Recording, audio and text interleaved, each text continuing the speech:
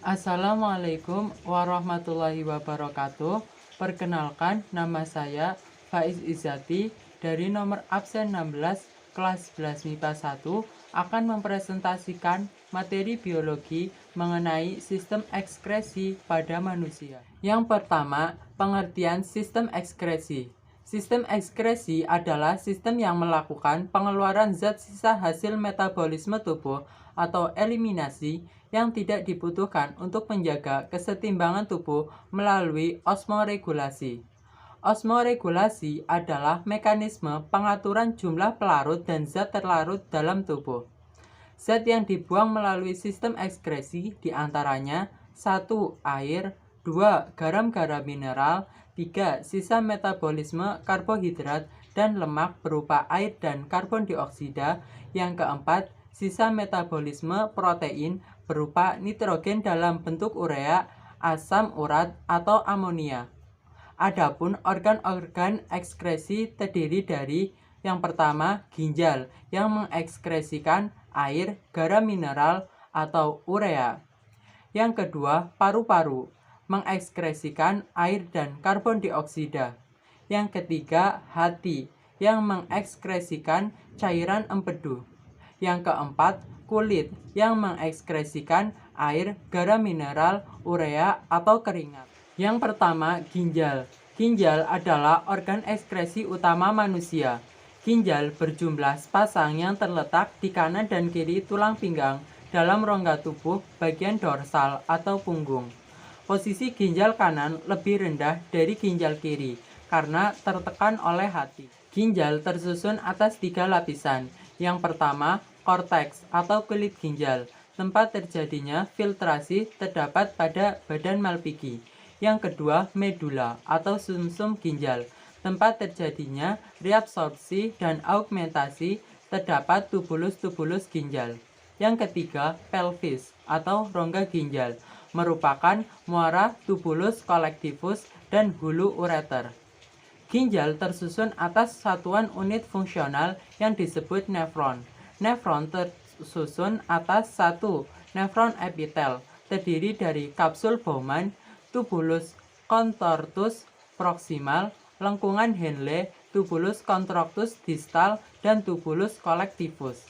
Yang kedua, nefron vaskuler, terdiri dari arteriol aferen, glomerulus, dan kapiler partibular. Selanjutnya adalah badan Malpighi.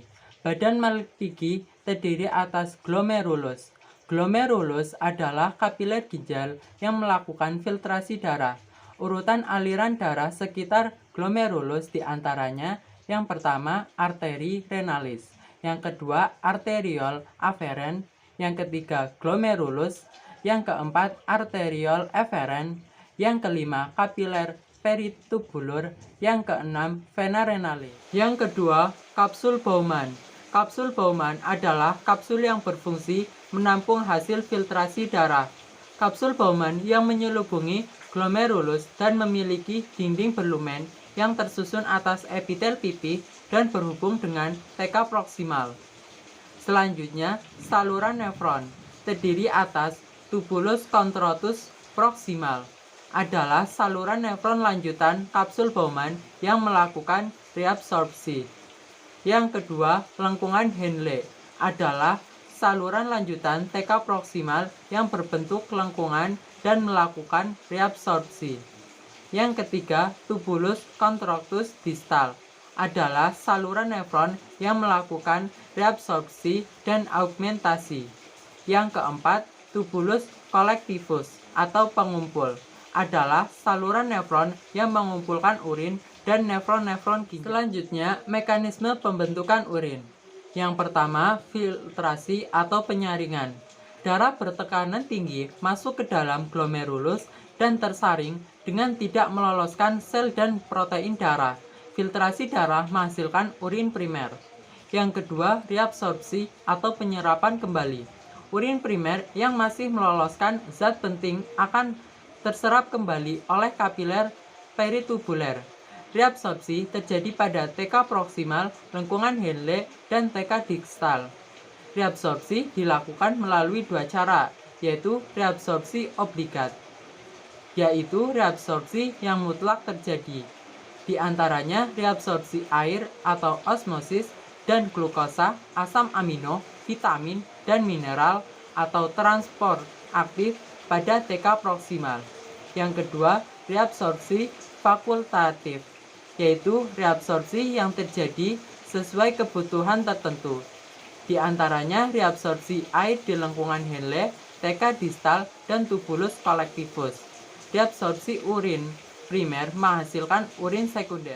Adapun faktor yang mempengaruhi pembentukan urin diantaranya 1. Hormon antidiuretik atau ADH.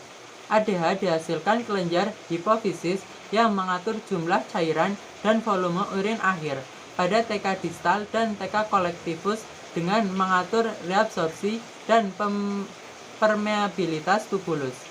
Yang kedua, zat diuretik. Konsumsi zat diuretik misalnya teh menghambat reabsorpsi air dan menyebabkan volume urin bertambah. Yang ketiga, suhu. Ketika suhu panas, respirasi sel meningkat dan cairan tubuh keluar melalui keringat atau dehidrasi, sehingga volume urin berkurang. Ketika suhu lingkungan dingin, respirasi sel menurun dan cairan tetap disimpan dalam tubuh atau kelebihan air, sehingga volume urin bertambah. Yang keempat, jumlah air atau cairan tubuh. Warna urin disebabkan oleh adanya urobilin, namun kepekatannya diatur volume urin. Yang ketiga, augmentasi atau penambahan. Urin sekunder kemudian mengalami penambahan zat seperti urobilin, H+, NH4+, dan urea. Penambahan zat-zat ini memberikan warna dan bau pada urin. Augmentasi menghasilkan urin tersier atau urin sesungguhnya. Yang ketiga, hati atau hepar. Hati adalah organ yang mengekskresikan zat-zat sisa melalui cairan empedu. Cairan empedu dihasilkan oleh hati dan disimpan dalam kantong empedu. Fungsi cairan empedu diantaranya mengemulsi lemak. Yang kedua, mengubah zat yang tidak dapat larut dalam air menjadi larut dalam air. Yang ketiga, mengaktifkan enzim lipase. Yang keempat, membantu absorpsi lemak di usus.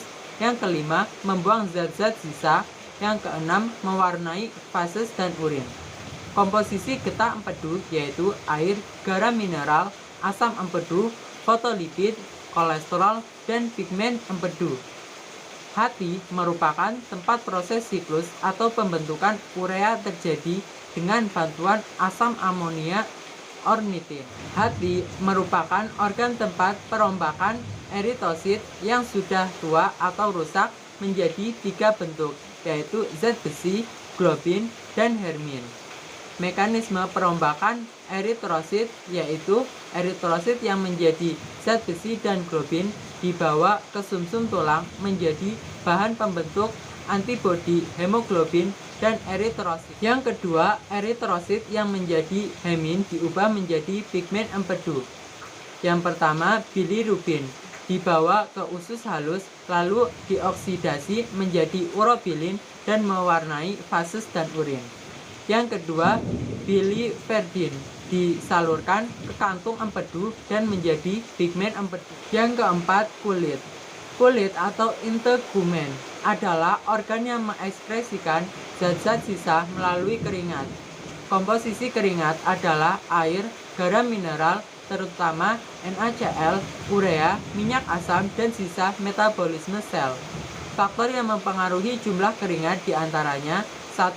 Jenis kelamin, 2. Aktivitas tubuh, yang ketiga suhu tubuh dalam lingkungan, yang keempat makanan, yang kelima kondisi kesehatan. Adapun struktur kulit diantaranya 1. Epidermis atau kulit ari, jaringan epitel yang tersusun atas sel kulit hidup dan mati yang terdiri dari 4 lapisan dari atas, yaitu stratum corneum atau kulit tanduk, lucidum, granulosum, dan germinativum.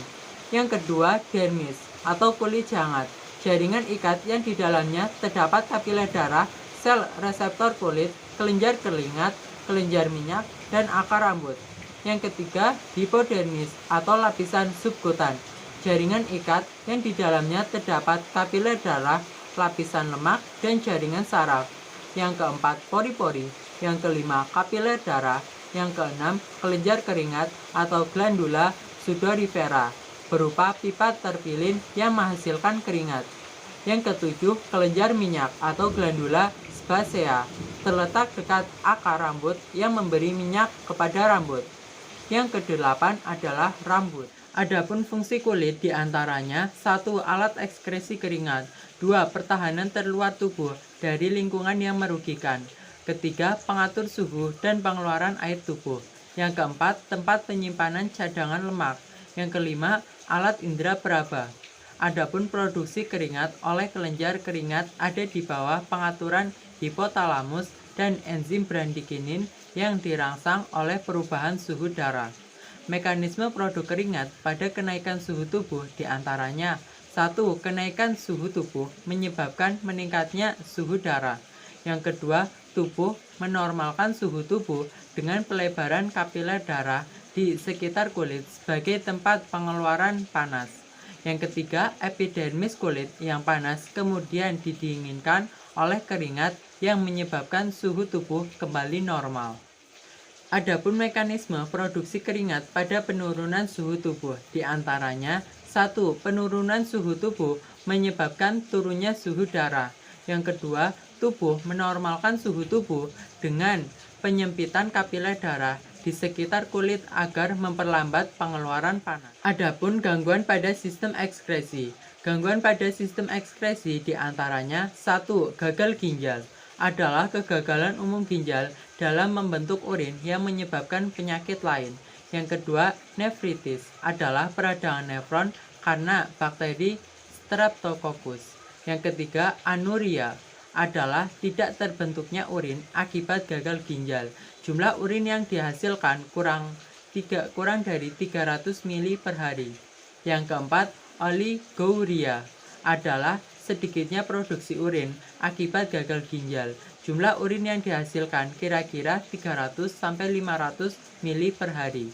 Yang kelima, pluria adalah berlebihnya produksi urin akibat gagal ginjal. Jumlah urin yang dihasilkan kira-kira 2,5-3 liter per hari. Yang keenam, diabetes mellitus atau kencing manis adalah penyakit yang muncul akibat tinggalnya kadar glukosa dalam darah akibat sedikitnya produksi hormon insulin. Sekian dari presentasi saya. Apabila ada kekurangan dalam menyampaikan materi, saya Faiz Izzati mohon maaf sebesar-besarnya. Sekian, terima kasih. Wassalamualaikum warahmatullahi wabarakatuh.